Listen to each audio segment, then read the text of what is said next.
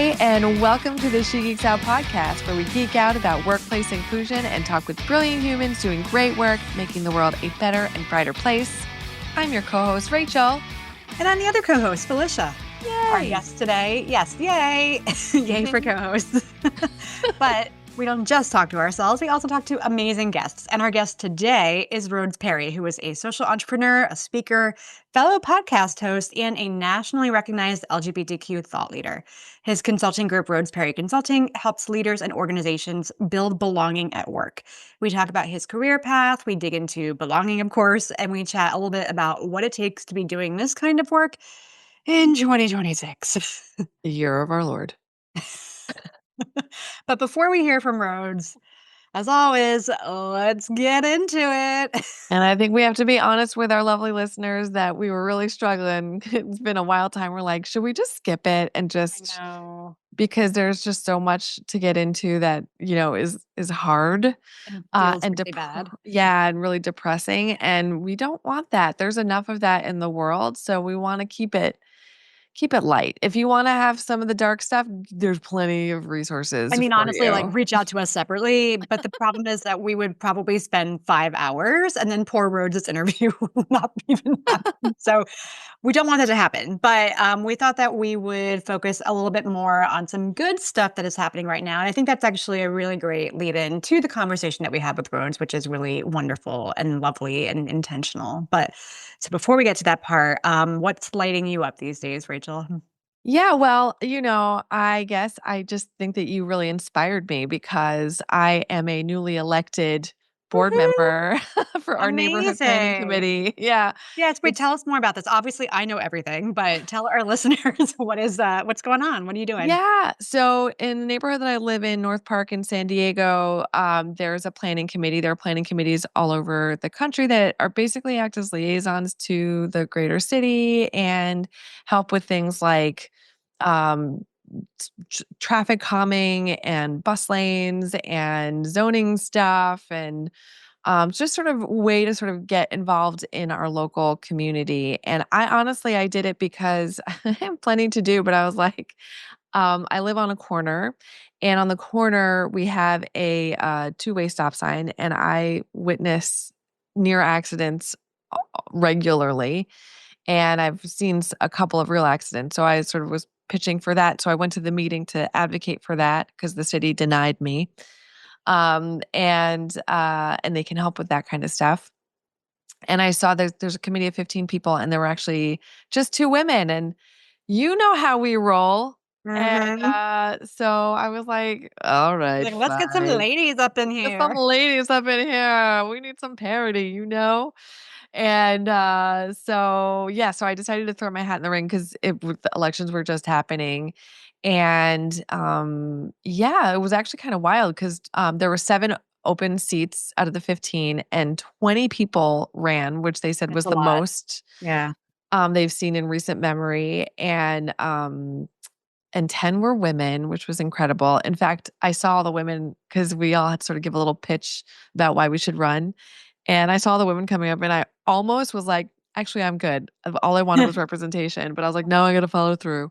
So I did, and then I got in. So that was Woohoo! exciting. So I officially get seated. I don't probably around the time this gets launched, Oh, this episode amazing. gets launched. So yeah, I'm very excited. And obviously, Felicia, you're an inspiration because you're on the city council where you are. And, just this whole idea of getting really intentional about being local. I think the reason why we saw 20 people eh, um, participate is because and a lot of young folks too. It wasn't just like Mhm. retired folks doing it. And a lot of young folks are actually already on the committee. You know, as crazy as this timeline is right now for so many people, I think one thing that a lot of us have been recognizing is the importance of focusing on local community and staying in connection with people. So I think that's been really cool to see. Well, I love that for you, and I feel very honored that I was in some small part an inspiration. It's funny as you were sharing, I was thinking because I've been on city council for a year and a couple months now, almost a year and a half, and When I got on, I still joke about how it is so Parks and Rec, and like people are like, Parks and Rec, Parks and Rec. I'm like, it's a documentary. But I was thinking about how the first season of Parks and Rec, like she's trying to get the playground built, right? And you're like, I'm trying to get my stop sign. And Yeah, that's just, totally. it's so true. Like that's such an entry point in a way in for a lot of people. So it makes total sense. But I think both of us are recognizing, and it sounds like a lot of other people are recognizing too, that, especially in times like right now where things feel and are super out of control, you and I cannot change global political things that are happening Nope. that are still impacting us. But what we can do is we can actually have impact at our local neighborhood level. And I think, at least for me, and I think for you too, that feels really good because it's like, okay, we are akin in this way where like we want to like make things happen and be the voices in the room and direct the change. And we don't want other people to tell us what's happened. We want to be part of that process. And so I think it's Totally. really, really important. And it's so important to have representation too. So I agree. Thank you. I agree with all of that, obviously. And I do want to put a plug in for one other thing. So me and Claude, we're buddies, as you know, Felicia. And we certainly talk a lot about AI in our work, and who doesn't talk about it? I know everyone's sick of it Mhm. already. But here we are. And so I love building sites. So one of the first sites I built was this thing called Kind Connector, which is essentially a mutual aid website to help small communities share the resources that they have with each other.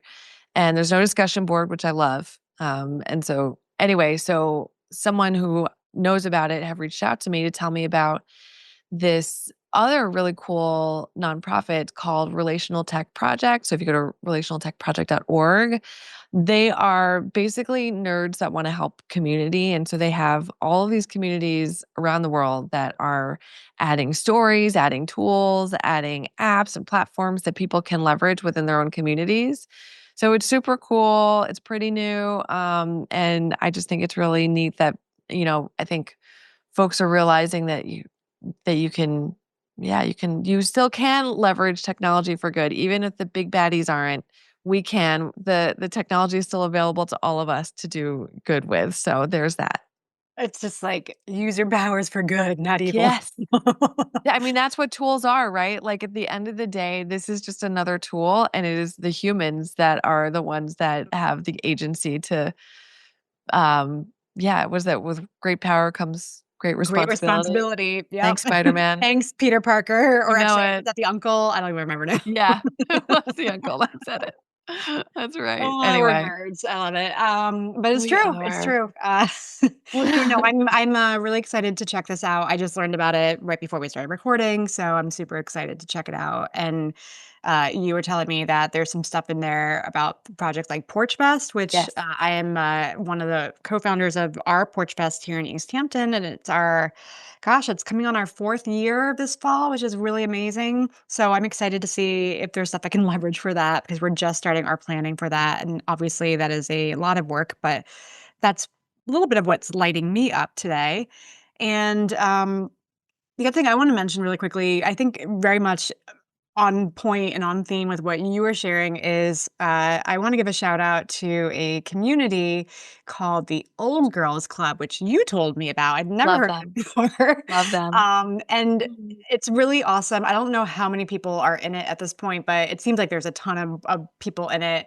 It's just a really supportive community. It reminds me a lot of our old She Geeks Out community back in the day, which Yeah. I missed here every day. Tear. Single tear. Multiple tiers. Multiple tears. And Yeah, that's true. what's really fun is actually I am constantly like seeing people I know pop up in the Slack. I just saw someone the other day and I was like, oh my God, I know this person. And it's been great to reconnect. But there is a channel in there which is for basically POC, an affinity channel for POC. And so it's been kind of quiet. I've only been in there, I think, since January, February, but it's been a little quiet. But there's been a few of us who've been like, "Hey, we should like get this going and like can we do a meetup or something?" So we just had our first like virtual meetup yesterday and it was really awesome. I was telling you earlier that I almost didn't go because, you know how it is. Yep. I was like, oh, the world is terrible and on fire, and I just want to doom scroll, and my head is hurting, and I don't know what's happening. I don't want to talk to people, but then I made myself get on it. And I'm so glad I did because it's just such a good reminder of like the power and importance of connection with people, even virtually. I think in person is obviously really important and I think feeds a whole other side of us, but the virtual connections are important and meaningful too. And I think there was maybe like around like maybe 10 people on the Zoom. And it was just every single person was so badass and awesome and, like, doing really cool things, and it was just so lovely to just feel uplifted and, like, in community, and we're gonna try and make it a regular thing, and it was just really, really nice to be able to connect with people. Mm. I think I was the only person from Massachusetts, actually. There were a bunch of people from New York, there's one person in LA, actually a couple of people from the California area, and then one woman signed in from Italy. Like, she was literally eating dinner, and she was there Wow, from I love Italy, which it. is, like, so cool. So, yeah, that's kind of what's lighting me up is just, those, like I'm quoting this heavily, in-person connections, no matter what the delivery format is, but Yeah. it's a good reminder that, like, the world is burning, but also, there's cool people out there doing interesting things and being awesome. Yeah, I love that. I'm so happy that you participated, and I definitely appreciate the, "I don't wanna go," and then going and be like I mean, this is, like, every time with That our was, like, every single event that we used to ever throw a she geeks out. You and I would always be like, "Oh, we have and then we to get go there, we're like, do this," and then at the end of the night and I would just remember every single time we'd be like, "So, we're gonna, like, duck out early, right?" And we'd be like, "Yeah, we're totally gonna duck out early," and then we would "Never." be last ones there Last closing ones. down the space. Yeah, we had the coolest Oh, people. We had the coolest people, and hopefully some of them are listening to this. I think they are. Yeah, I Yeah. do too. I'm optimistic. "Hi." I'll just say hi to you. "We "Hello. love and miss you." We hope you're doing well." And that's actually true for everyone who's listening to this. Yes. So is it time? I think it's time. And it actually, it's a really good transition point because, speaking of awesome people who are doing really cool things, and again, this conversation we had with Rhodes was just like so soul fulfilling and uplifting. And I remember after we ended our conversation, we both were like, "Oh my god, that was just so lovely." Yeah. So I'm really excited to have you all be able to hear from Rhodes as well. So I guess without further ado, welcome to the show, Rhodes. Yay. All right. Our guest today is Rhodes Perry, consultant, entrepreneur, author, fellow podcast host, speaker, and so much more. So, welcome, Rhodes. Hello, it's great to be here. Yes, we're so excited to have you. We're just going to jump right on in. So, you are the founder and CEO of Rhodes Perry Consulting, or RPC for short. And you founded that about 10 years ago with the charge of trying to upend the epidemic of loneliness. So, I'm curious if you can just start us off by talking a little bit about what the impetus for this was and what you actually mean when you say the epidemic of loneliness. Yeah, well, it's great to be here. And you say 10 years, so it's hard to believe that it's been a decade, kind of running my own thing. And the impetus for me was really realizing that while organizations were really getting better at hiring for diversity, they were failing at retention, because people didn't feel safe, they didn't feel connected, they didn't want to stay. And so when I'm talking about like the epidemic of loneliness, I'm talking about this profound isolation that we can feel when we have to hide or cover certain parts of ourselves just to survive the workplace, just to survive the workday. And loneliness isn't just a feeling, in the way that I frame it for the clients that I work with. It's a business risk that often most of my clients aren't looking out for. So, the way that I kind of frame it is that if your people are lonely, if they're feeling isolated, the sting of exclusion, they're likely not collaborating, they're not innovating, they're not performing at those levels that many employers want. And I like to share a story, which is, early in my career, I worked at the White House and I did not feel safe. So the job was amazing. I was 26 and I was managing an $11 billion budget. And it was, on paper, it seemed like a great job. But at the end of each day, I found myself pretty exhausted and disconnected from my team. And the static really is that while my colleagues were validating who I am, they were using my name properly and my pronouns correctly. I had already transitioned my gender several years before.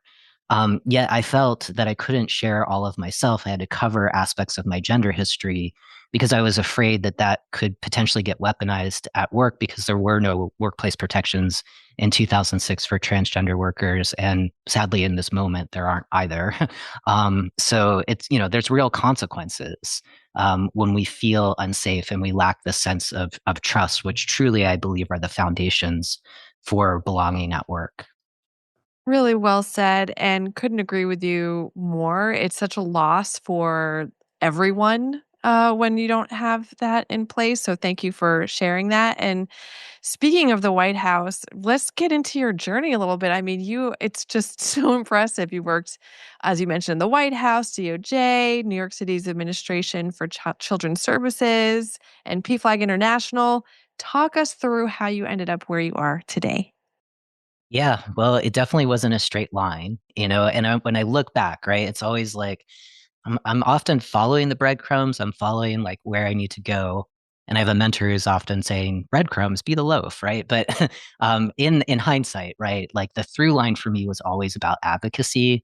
So whether I was, working for a government agency, whether I was at the White House or working for the Administration for Children's Services, I was really ultimately changing systems from the inside. So I had a job that I was doing, and on top of that, I was like, hang on a second, there's kind of like this invisible fence or something of a barrier that I'm running up against as someone who's transgender. Why don't we kind of look at this? And fortunately, the employers that I was working for were open to kind of saying, oh yeah, we never knew that. Let's make a fix. Let's change this so we can kind of drop the ladder down. Um, so I guess like, looking back, it wasn't that I, you know, I realized that it's not necessarily about policy change, while that's really critical. I started my own company because I wanted to bridge this gap, right? Of kind of going from high level strategy, and combining that with this human centered work of building cultures of what I talk about as building cultures of belonging. And so I really kind of shifted moving from being kind of a policy nerd to really uh, kind of like centering my work around people and like human centered relationships. And so I've really been deepening into that of recognizing that in doing the type of work that we all do, right? I think the value add for the people that we work for is that we're improving kind of interpersonal connection and relationships. And obviously that helps in the workplace for performance, right? But it helps in all aspects of our lives and just being more connected, present human beings, respecting each other and being curious about our differences. So that's kind of the through line that I'm making sense when I look back and I look at my resume where I'm like, okay, how did I get here? And it does make sense. Yeah. It's so funny because I remember vividly being, fresh out of college and having no idea what I wanted to do, and everyone sort of older saying, it'll make sense, like, it'll all come and, fall into place. And I remember thinking, how? And then Mm, when you do look back, you do start to pull out those storylines, and it does make sense, and sort of, it's your journey and your pathway. So I yeah. love that that's, the breadcrumbs have kind of coalesced into the full loaf. We were just talking about bread before we started recording, so I feel like I maybe love that's bread. the theme Yes. of our day today. Yes. Um, I want to go back to sort of like around 10 years ago when you were starting your consulting company. And it's so funny because we've talked with other people too, and even in our own startup entrepreneurship journey, we like 2016 was just a real catalyst of a year in so many ways for so many people, including ourselves. But if I think back to that time frame, um, we had just started formally offering our diversity training, and at the time we were calling it diversity and inclusion, or D and I. And I still vividly remember the moment where we met with somebody who introduced the acronym DEI, and I truly will never forget. I truly thought she was like misspeaking, and just it took me a minute to be like, wait, what's this E that's now in this conversation? But for you, you talked a little bit about this already with the loneliness discussion, but I feel like you were one of the first people, or like one of the forerunners, who was really talking about belonging in this space. Because as a practitioner myself, I know that I wasn't really introducing belonging into the work that we were doing until quite a bit later. So I'm just curious, why the focus on belonging as opposed to another concept or element that may have been more like, popular or sort of more in the zeitgeist in the DEI space at that time frame? Or did that also kind of develop out organically as well? Yeah, yeah. Thank you for that question. When I was first getting started, so I started January 2016 was like my first day of opening my business, and I remember the year before I was listening to Pat Waiters. She was working at LinkedIn. She was the head of their people and culture department. Um, and she was just giving like a little TED talk. So it wasn't anything elaborate. And she was saying, I get the strategies behind diversity, equity, and inclusion. I understand that these are people outcomes when we talk about diversity. I understand inclusion is like a behavioral outcome, equity is a system outcome. Get all of that. I don't feel a heart behind that. Like, what's for the sake of what? And so she introduced this concept of belonging. And I was like, that's it. Like that's what this is all kind of working around is this emotional outcome of the sense of belonging. Like, do I feel seen? Do I feel valued? Do I feel connected and trusting? Am I getting what I need to be successful? And do I feel a sense of pride that my contributions make meaning in the workplace? And it's it's a we're talking emotions here. So it's something that we all can relate to. It doesn't matter our age, it doesn't matter our position.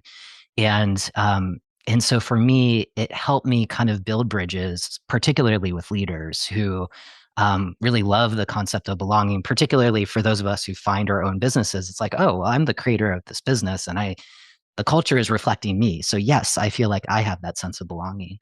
And to kind of create that bridge is in getting leadership teams more curious about like you may have a strong sense of belonging, some of you may not, right? So there's already maybe kind of contrast there.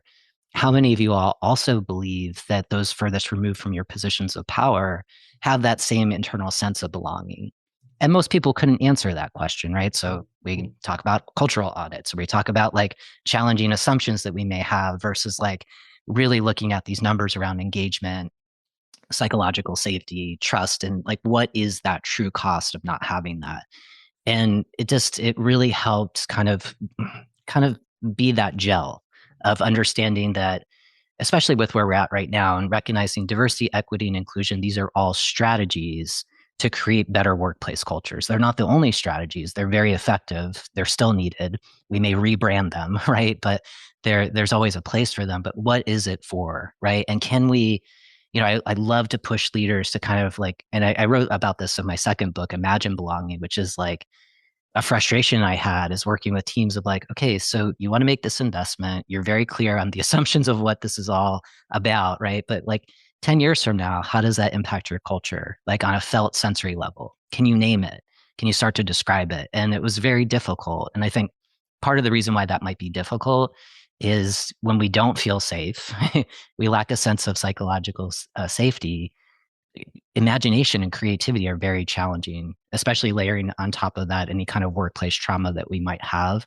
That's out of reach, right? So it created some really good conversations that allowed us to be really clear on what we wanted to do together and what indicators of success would be. Are we moving towards that vision, or do we need to course correct? So that's why I did it. Rhodes, that's probably one of the best articulations of why people should consider belonging in this work, in the alphabet soup of this work. So thank you for sharing that. And I do want to at some point talk about the somatic aspect of it, which I feel like you were touching upon. Mhm. But I want to put a pin in that for a moment because I do want to get to this next question that we have because I think it's really important and I know it's something that we think about a lot here. So, we are at a we're in a very interesting time when it comes to how we all relate to each other, whether that's in the workplace or outside of the workplace. And we know that some people have harmful ideologies, harmful beliefs, harmful ways of thinking in the world. So when we think about belonging, do we think they still get to belong? And if so, how? Yeah. So, hardest question when I was reviewing the questions that you shared with me in advance. Thank you. Yeah, you This got it. one was, I wanted to be careful around it. It's hard and it's one of the most important, right? And so to me, especially when we get to talking about somatics, we talk about energetic boundaries. So for me, belonging definitely has some kind of boundaries around it.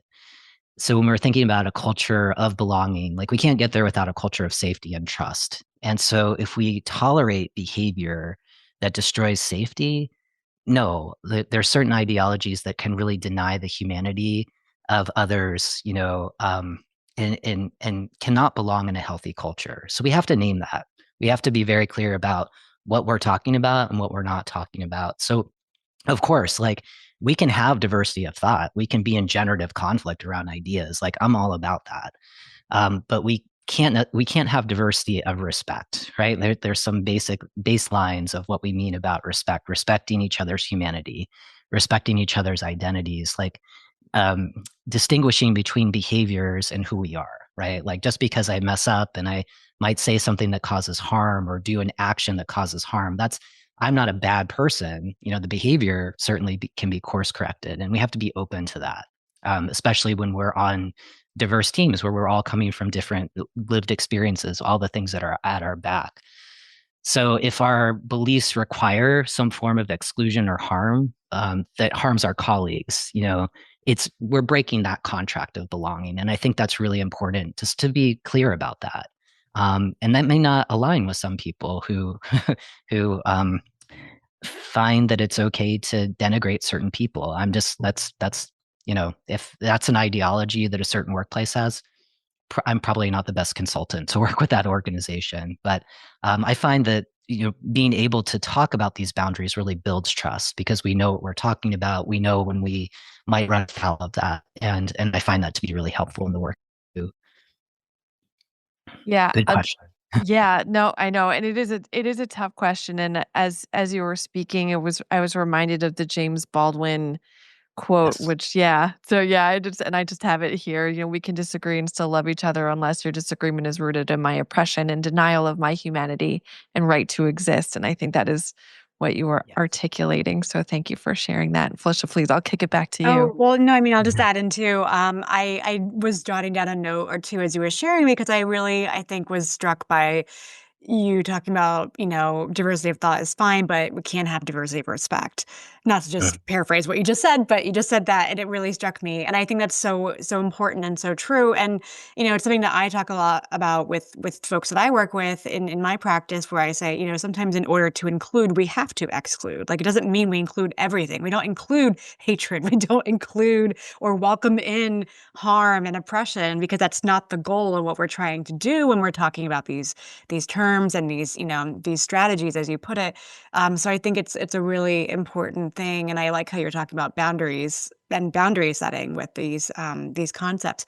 I want Yeah. to go back into the pinned point that you put a pin in earlier now, Rachel, because I think it's a good segue. So you talked a little bit already about somatics, and both Rachel and I were saying before we started recording that we both had just finished reading your newsletter, your email newsletter from today. We're recording mid-February, and you've just come back from a trip to India, which I love because my mom is from India. So anytime I see that, I'm like, oh, I want to learn more. So I want to hear about that, and I also want to hear a bit more about how you're thinking about integrating somatic work into all of what we've just been talking about, or do you see it as something sort of like a little bit aligned but different? I'm just curious how all the pieces are getting put together for you. Yeah, yeah. I mean, there's a lot to that, and I guess I would kind of like I would frame it around like how my own consulting has evolved based on, where we've been before the pandemic, where we are now, and given the assaults on our work, given over the past year and ongoing. So I think for where we are, we've definitely moved from awareness of like helping leaders be more aware that not everyone has this emotional outcome of belonging in the workplace to more around embodiment, and that's so much as a part of the somatic methodology I've been trained in through the Strozzi Institute, where I've been trained as a coach there. And so I think like just looking back in 2020, particularly after the police murder of George Floyd um, in 2021, there was really this rush for education, right? Like I'm sure you all saw the book clubs and the workshops and just the definitions and the debate around definitions and words that we use. But what I found is that really information alone doesn't transform leadership. It doesn't transform individuals.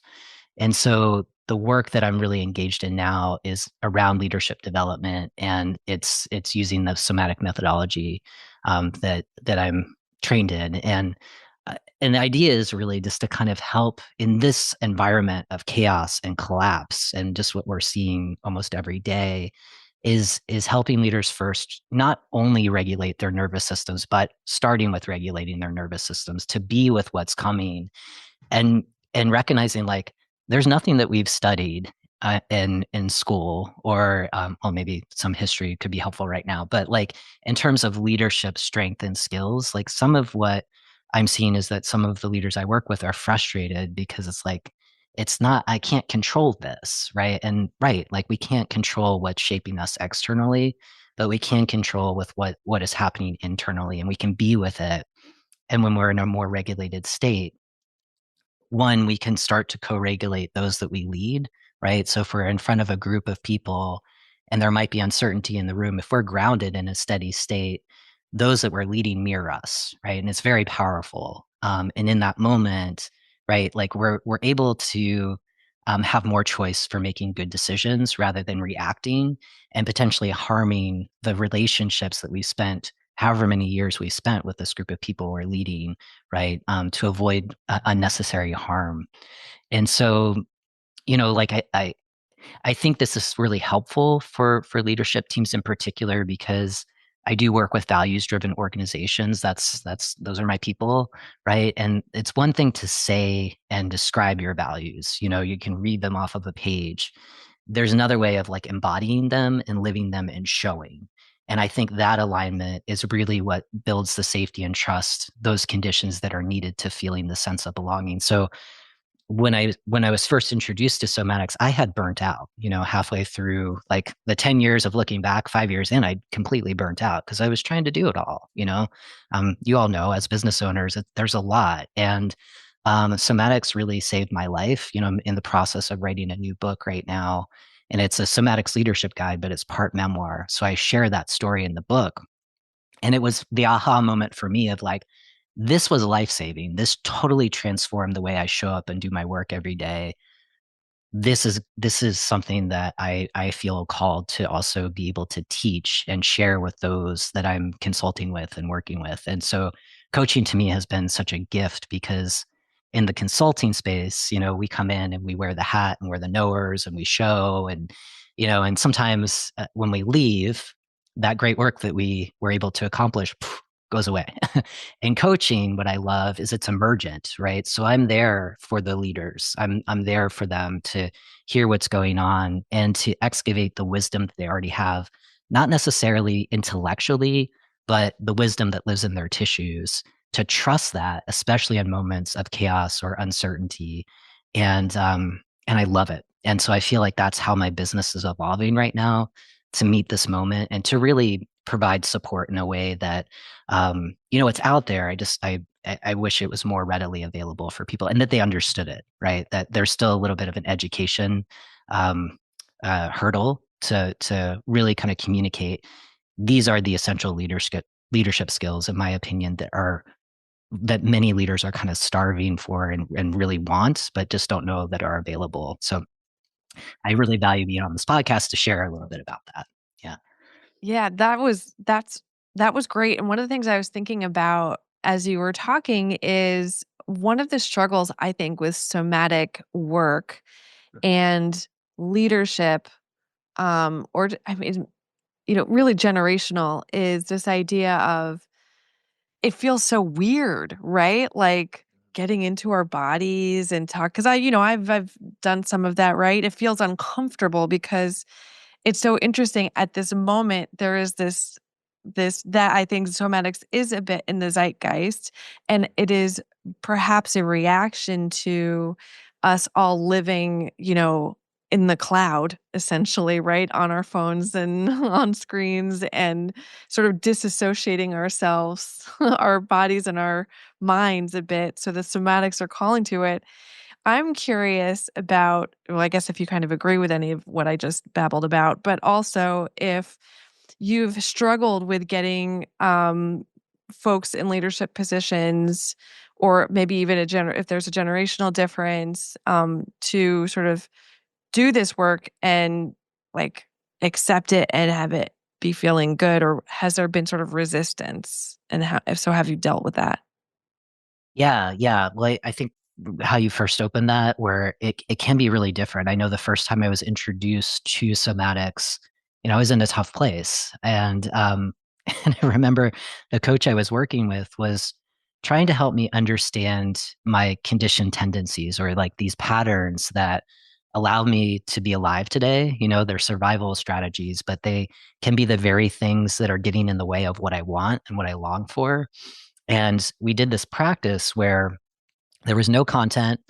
I wasn't able to share the story or the drama behind, what was going on in my life. It was really kind of getting into the shape of what is it like when pressure's coming my way. Literally, it was just I know this is an audio podcast, but if there's a video, this is what we were doing. But, one hand, my left hand was putting pressure on my right hand. And it's like, when pressure's coming in, what do you tend to do? And I was like, I push through it, I power through it, right? But then she gave me like another example of like pressure in more intimate relationships. And, I found myself kind of collapsing in, and it was so, it was so uncomfortable, like what you were saying, but also so illuminating of like just seeing how these patterns get in the way of real intimate connection with people that I love, how it like just makes work more difficult, more of a struggle when I'm powering through, and like what is kind of a more resource state where pressure is coming in, but I can just meet it and be with it. I might be grumpy about it. I might have a feeling about it, but it's not going to get me off center and take me off focus of what matters most to me. So what I tend to do with leadership teams, especially when I'm introducing the concept, is introducing an exercise and having people actually feel the difference of where they are before we do something together and what's different at the end. And then, like in a coaching style, asking them, what does this state, after we're able to do this practice, what does that make possible for you as a leader? Right? What does that make possible for you if you're leading a team in a moment where there's another crisis that happens, there's another chaotic moment that's impacting the market, right? Like, what are you able to do in a more resource state? And it's not like you have to read 25 new books or take 17 different courses. It's really to be able to engage in some really simple body-based practices. And I say simple, right? It's simple in how I introduce it, and yet they can be so profound. And that alone, that experience of it, shifts people into kind of getting more curious to understand like ways that we could work together. And then it's emergent. I never really know what will be the end result, other than I know they're going to be in a different shape. It will be more intentional, and they're going to be able to have more choice as leaders to navigate these times. And I really feel like that's medicine for all of us. That resonates so much, and I was just thinking back, I was like, "Okay, so 5 years in," so that was around 2021, and I was like, "Yep, also right there on that burnout journey with you." Except I didn't have a coach who was teaching me somatics. I'm like, "Oh, if I could go back in time and take some of these lessons that you just shared, that would have helped me so immensely." So, I'm really glad that you were able to find that in that moment, because what I did personally was just push through, and I'm like, "Oof, all right." We need to do some of these practices later on to sort of help my recovering, body and mind. But to your point, I think, while I wouldn't call myself or Rachel somatics practitioners by any stretch of the imagination, we certainly were not unfamiliar with it. And I think both of us have seen the power in like a tense moment, for example, of simply taking a pause and having everyone like stand up or go through some box breathing, or just, sort of reframe and recenter and ground. And that can be so powerful. So I can see from there how this work can really be really impactful for some of the folks that you're working with. I'm curious, just to kind of go back to something Rachel, I think, touched on a little bit briefly, but with the folks that you're working with, Rhodes, are you seeing any patterns emerging around, like, are there certain folks who are really receptive to this kind of work? Are there others who are more resistant? Does it matter if someone's older, younger, from different walks of life? Like, just curious if you're seeing any patterns around that, or not, as the case might be. Yeah, it's a good question. And I'm considering the clients that I'm working with right now, and they're very different, like, and maybe that's this, I tend to attract a motley crew of people when I'm doing community events, which I love. Um, I I guess what I will say with patterns is that the people that are most receptive to doing this work are open, they're curious, they're somewhat frustrated that other coaching methodologies of like correct action or trying to take a more intellectual approach is just not producing the results that they want. So it's kind of like both open and curious, and I've tried all of these other things, and promises were made, but I don't feel like I'm different. I'm not making the shifts or the transformation that I want. And I guess like the other thing that I would say too is like for breakthrough transformation, right? Like I think a lot of us say that we want it, and it's not for the faint of heart, right? So people really have to be in a state of being open to be slightly dysregulated in order to kind of have that metamorphosis, right? So it's like the caterpillar goes into its little cocoon and it becomes just like sludge, right? Like people have to be willing to go through the sludge part. And I find not a lot of people really want to kind of like make that longer term commitment. Though those that do, like that's what lights me up. I mean, I really enjoy working with people that um at least in the kind of the one-on-one coaching work that I'm doing, there's longevity to it. In the kind of like shorter term work that I do with leadership teams, where it's like maybe 6 months or a year, like it's a catalyst, and it gives people enough that it's enough that where they're a different shape by the end in a way that they're moving towards what they long for and how they want to show up and be, not to become something different, right? But really to it's more of an unveiling of like the leader that you really are, the like at the fullest, at your highest potential, right? But that's scary, right? I mean, we're talking about at the top of the hour, just kind of like the impact of hiding and needing to cover because we don't feel safe, right? So there has to be some conditions for this kind of work to happen. So I guess that would be like maybe not another pattern, but I would say a prerequisite of like, if someone's listening to this podcast, it's like, I want to bring this into my team. I would say first, like, let's do some basics, like what's psychological safety like?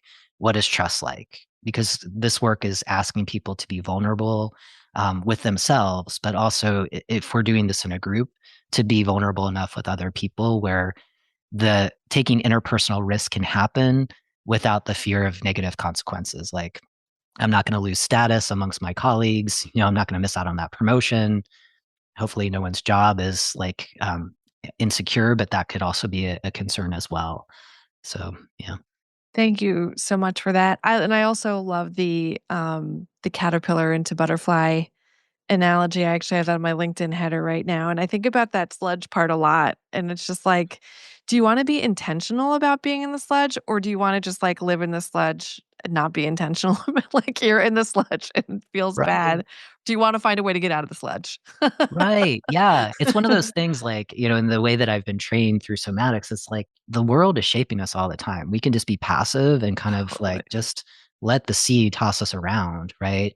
Or we can kind of like also recognize, yes, external conditions are happening, and like I can reclaim my space in a way that I'm also going to intentionally shape myself and like in the ways that I can, shape the world, the immediate world around me. And I find that to be really powerful, right? So like with the sludge, like we can be intentional while we're in the sludge. Exactly, that's how we become beautiful butterflies. We Yes. can't be a beautiful butterfly otherwise. So thank you so much for that. And I want to switch gears a little bit. Felicia and I, we've been dabbling in the futures work and thinking about, what's going on today and what's going on in the future. But just to start us off, like, what do you think about our industry, the space that we are in, for lack of a better term right now, the DEI industry? Does it have a place right now and beyond? Absolutely. Absolutely. I mean, I was saying this before, Whew! right? Like, I mean, like it may have a rebrand, right? Like we may be, I really love Lily Zhang. So we might be talking about the FAIR acronym, Totally. which is great, right? It's still cracking the same egg, right? Which is like how we're able to work together. And I think as machine learning becomes more advanced, maybe it reaches singularity, right? Like there's this polished AI version of the world, right? And I think as we go deeper into that future, I think for many of us, we're going to crave more of that human connection, like to be living and breathing in a body, our own body, and being with other bodies that are imperfect, right? That are kind of like bringing out the things that allow us to feel safe and connected and have like our basic needs met. So I really believe that this work helps to cultivate healthy cultures broadly, certainly in the workplace and beyond. And I think the skills that we share with leaders, right, are the skills that help us build peace, right? So this might be for a different podcast, but I could see why this work might be attacked, like in this moment, because it really helps us bridge across our differences. And what I see in the work that I'm leading is people crave that. It's like, how do we make this mix work? How do we get to this like high level performance where it feels good to show up and we know what our mission is, we know what our team goals are, and it feels good to contribute and that's valued. And I feel like I can offer, out of the box ideas without being laughed out of the room, right? I mean, that's what we want. At least that's what leaders say that they want, right? But there's all of this, there's a lot that gets in the way, as you all know. So I definitely see this work. There's longevity to it, and like what we were talking about, I think before the recording, it's, we've seen a lot of evolution just over the past 10 years. So I imagine this time is hard. I think these next few years will be challenging. And I do see in this next decade this work really evolving in dynamic ways. I feel that in my bones. Yeah, we have seen, I mean, again, because our organizational journeys parallel in a lot of ways. We've seen so much evolution over the last decade in this particular space, and even since 2020, into 2021, and then where we are now, it's been wild. And we've talked a lot about this on other podcasts, and Rachel and I have talked between ourselves around just how like who's involved in this work and how are people receptive to it, and you've, I think yourself, have shared a little bit about how you've evolved.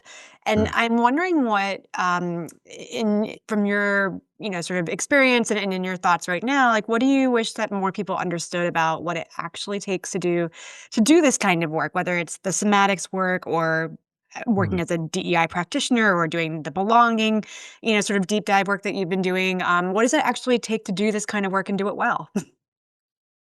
The first thing that comes to mind is commitment, and not like commitment like on a piece of paper, this we're going to write out like our statement of the kind of culture that we want, but like a commitment where those words help organize, right? And being organized around what matters most, which is hopefully, like trying to build an exceptional culture, right? For you as a leader, for the people that you lead, for your organization, for the people that you're serving or creating products for, right? Like that it's about the feeling of being connected to something that is it means more than a 90-day profit margin or whatever like the metrics are that show on paper this business is wildly successful. Like I think that it goes beyond that as we move forward into the future. Like to really do this work is, and not like in a sense of legacy, but in a sense of responsibility for those of us who,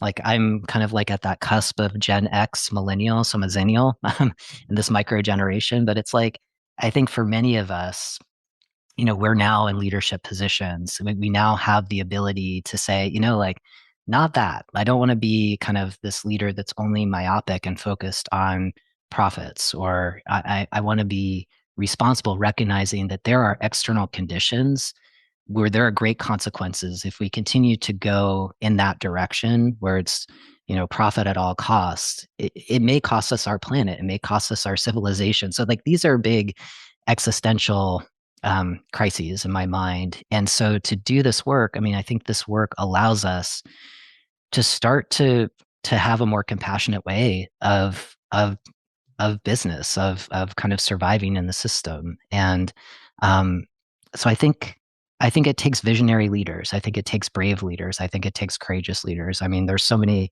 ways that we describe leaders in our work. And that it to begin, right? Like that sounds huge. And then it might sound like, oh my God, that's too much work, right? And I would say, what matters most to you? I mean, I think many of us are connected to families with younger people. And I look at the younger people in my family and I feel that responsibility. So I guess that's what I would say on that topic. And that was probably maybe more than people wanted to hear, but, um, No, and no, not yeah, I was just gonna yeah. say, I just really appreciate those leaders that are like, yes, I am there. I'm signed up for it. So if you feel that in your bones, yes, you're in the right place with us. Yeah, no, I was gonna say that absolutely was no, that was wonderful, and wholeheartedly agree, and goodness knows we can have conversation and maybe we have time for it to really get into whole collapse and what that might look like and what's on the other side of it and how we are showing up, and I'm sure that we will get to that in a little bit, but before we do that, Yeah. we are, we sort of touched upon this before, there's an understandable amount of fear right now among transgender, non-binary, gender expansive folks in the US today. And given that, how do you see that we can support each other during a time when it feels particularly dangerous and targeted just to be yourself? Yeah, that's another big question. I mean, I'll say, as a trans man, I feel that fear, pretty consistently. Um, and I think, what I have found to be the antidote just on a very micro level is community and connection, breaking out of isolation, checking in with people, reminding each other, like, first and foremost, we've always been here on this planet. We go back time immemorial, and we've survived. That's why we're here today, and we're going to survive this. And hopefully, we will find ways to thrive through this.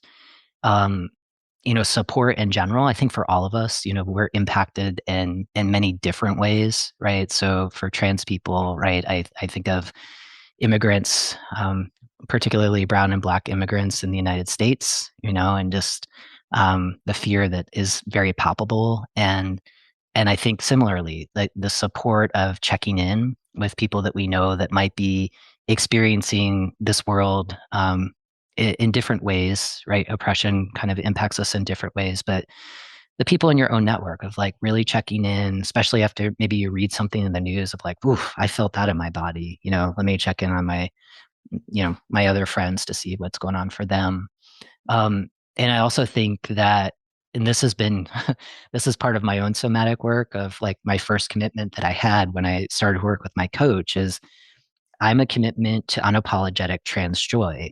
And what that commitment meant to me was, um, for so much of my life of like trying to make other people comfortable at my own expense of like censoring parts of myself because I thought it was too much or I would have to explain. And that really got in the way of having real meaningful connections. And so I would say like for all of us, we have to find ways of prioritizing joy and like remembering like we're in these bodies, we have these five senses to take in as much in as we would like to. And yes, like the external conditions are very severe and scary, and still there's the joy that we can find in the everyday. And so I'm trying that practice, and I recognize saying that maybe some folks are maybe you're rolling your eyes or looking at the news and saying, "Are you serious?" And yes, it's a both and. I'm serious about that.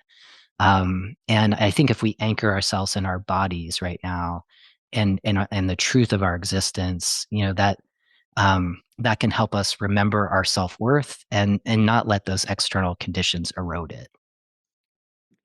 Well, Rachel and I are huge fans of what we like to call the improv approach, which is the yes and. Yes. So we are right there with you.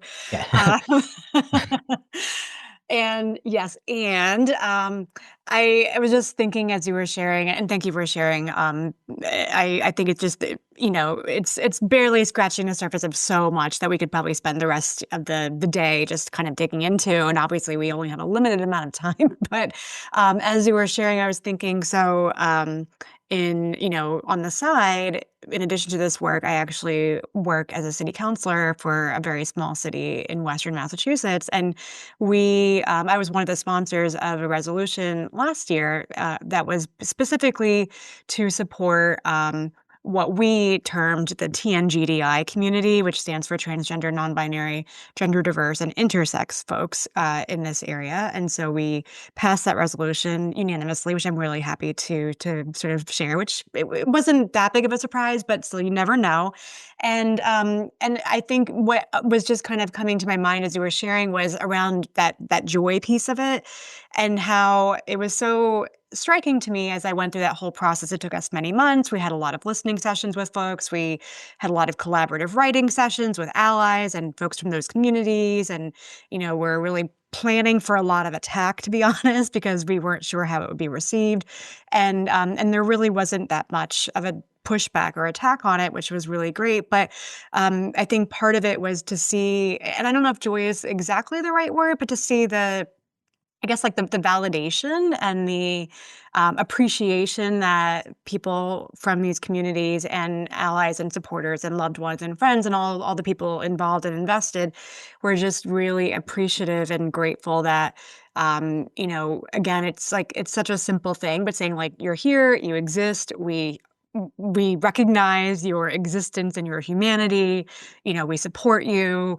We're not going to go after you as, a city employee or like police or fire or whatever it might be. And honestly, like the biggest pushback was that people who I think might have not loved this resolution didn't understand what the TNGDI acronym stood for because they didn't bother to read through the whole thing. So actually, that was the biggest issue that came up where people were upset that they hadn't done their own critical reading. But so it's just kind of Yeah. percolating in my mind because I think it is so important, especially in these times. And I think it can be hard, right? Like I know for me, I'm not a member of these communities, but I know that when we talk about things like, lean into the joy or like we have to balance the, terrible stuff with the joy, it can feel sometimes a bit disingenuous or like, well, I'm celebrating, but I know there's still so much suffering out there in other places and other communities. So I guess I don't really have a question out of that, but just all these thoughts have been percolating as you were sharing. And I think it's an important point to make. So thank you for sharing what you did. I'm so happy that you shared that, and I just want to underscore how important that the role that right, like we can all be allies at times. At different times, we may need allies for different reasons, and I just want to thank you for your allyship to make sure that that was passed right for the communities, like I would just say gender diverse communities, for all that you're naming in that bill to signal, right? Like this isn't going to magically make anything better necessarily at what's happening at the federal level, and we've got your back. And these are the ways that we're like tangibly showing up. And that, like, right, like that kind of brings the community together around connection.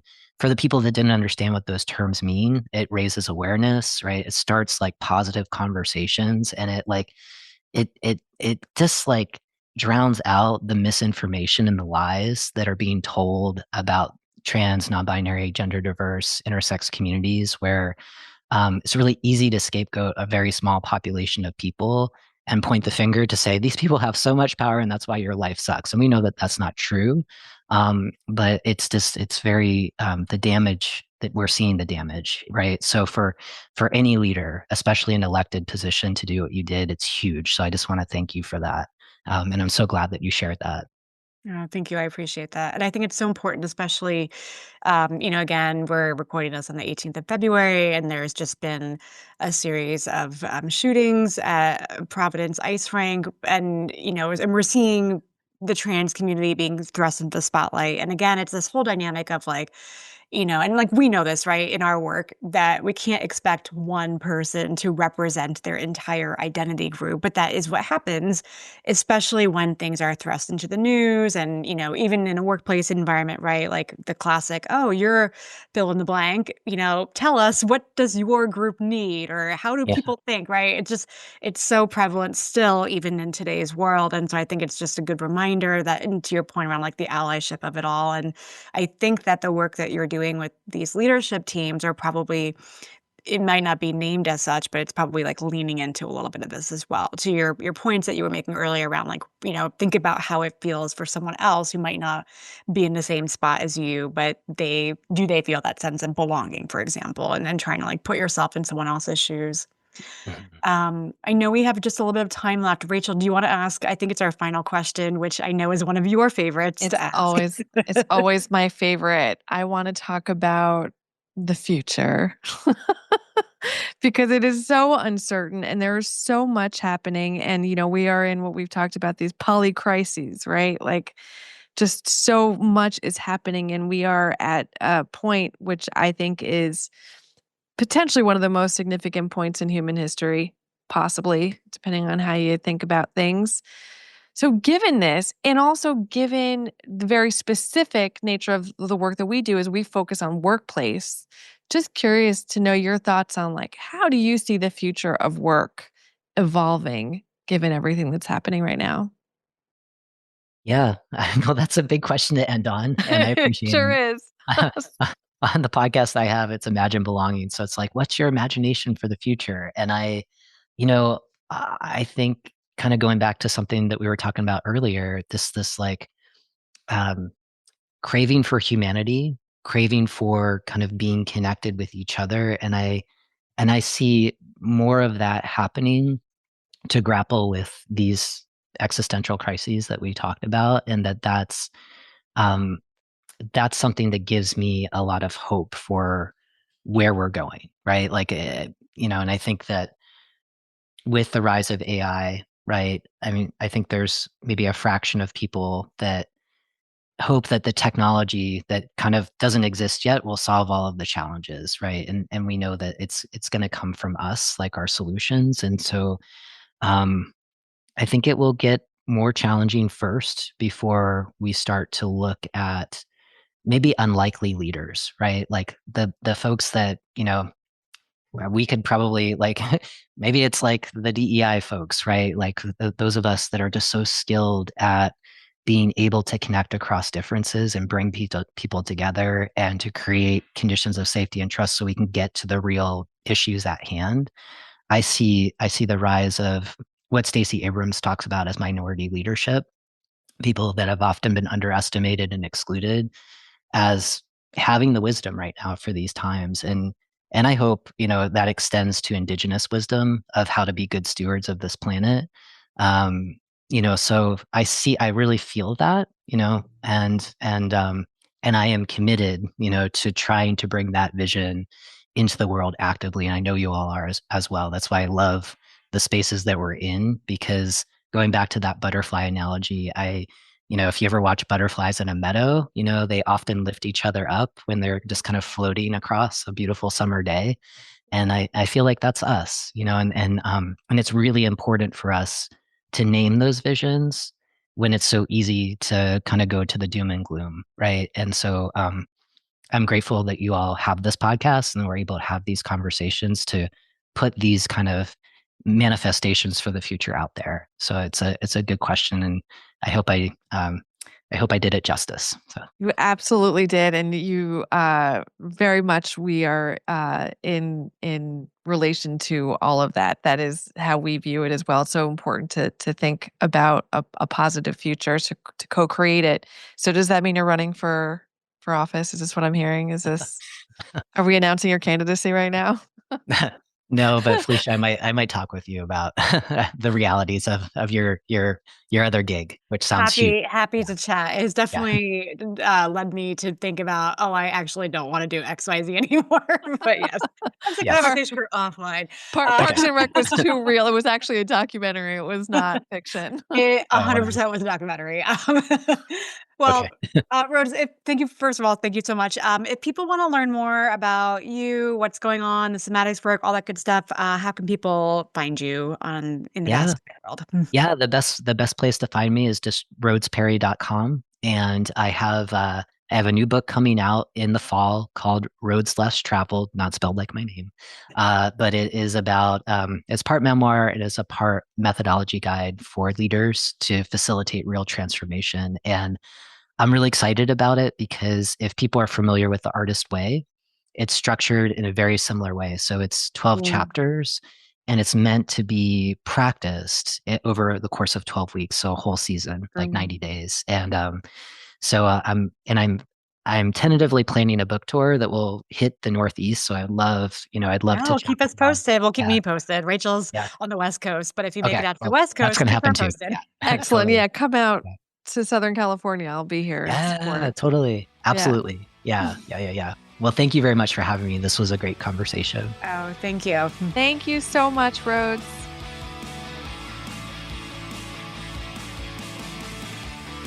Oh, we did it. Thank you so much, Rhodes. It's been such a pleasure to chat and connect with you. And for all our listeners, we hope you enjoyed listening to the interview as much as we enjoyed the conversation. Yes, thank you so much for listening. And please, before you do anything else, do not forget to rate, share, and subscribe. It makes a huge difference in the reach of this podcast and by extension, this work.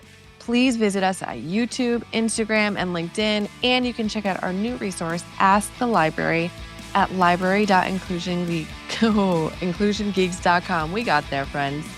And sign up for our newsletter at inclusiongeeks.com/newsletter to stay up to date on all things Inclusion Geeks. And before you go, if you haven't gone already and you're still listening, yay, thank you.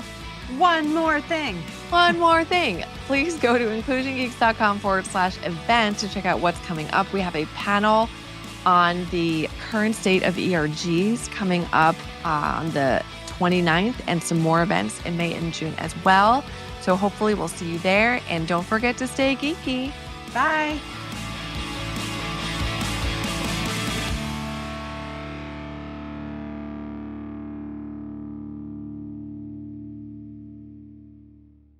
This podcast was edited by Resonate Recordings.